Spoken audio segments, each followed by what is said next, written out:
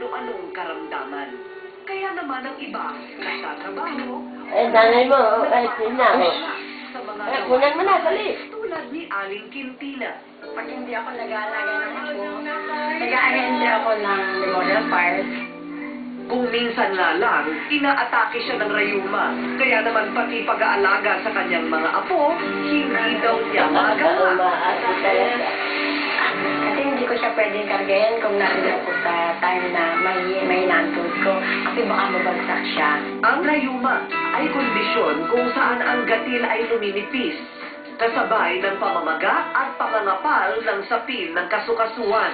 Kung ano mga ginagawa sa araw-araw, kung minsan pag nasosobrahan, ito ay nagtitrigger ng pananakit, pamamaga, at panigilan ng kasukasuan.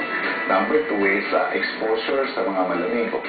Ganito rin daw ang dinanas ni Aling Ursula nang dalawin niya ang kanyang anak sa Australia noong Oktubre ng nakaraang taon. Malamig. Pagdating ko doon, bigla na lang sumakit yung likod ko hanggang dito. Imbis na magsaya sa Australia, si Aling Ursula natenga sa bahay. Ayon sa mga espesyalista, may sayang hatid ang kalikasan para sa mga dumaranas ng lungkot at kirot tulad ng mga suplemento na gawa ng mga halamang gamot. Ang salay gugul at Piper Longgum na ginagamit ng mga Hindu para sa kanilang sinaunang pamamaraan ng panggagamot o ang tinatawag na Ayurveda.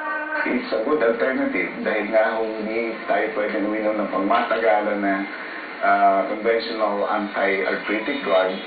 Ang kaya nang maganda sa pagtinong ako sa paa. Masasabi ko, Sa ngayon, hindi na raw sinusumpong ng rayuma si Aling Quintina. Kaya't masaya na niyang naaalagaan ang kanyang mga apo. Pati nga sa ballroom dancing, humahataw din siya. At tulad ni Aling Quintina, laking tuwa rin ni Aling Ursula sa ginhawang naramdaman. Nag-iisip yung anak ko kung ano ang papa-take niya sa akin. Sabi ko sa kanya, may dala akong art kit. Aba, out na ang kirot pero in na naman sa paglilibot. Ang saya-saya, di ba?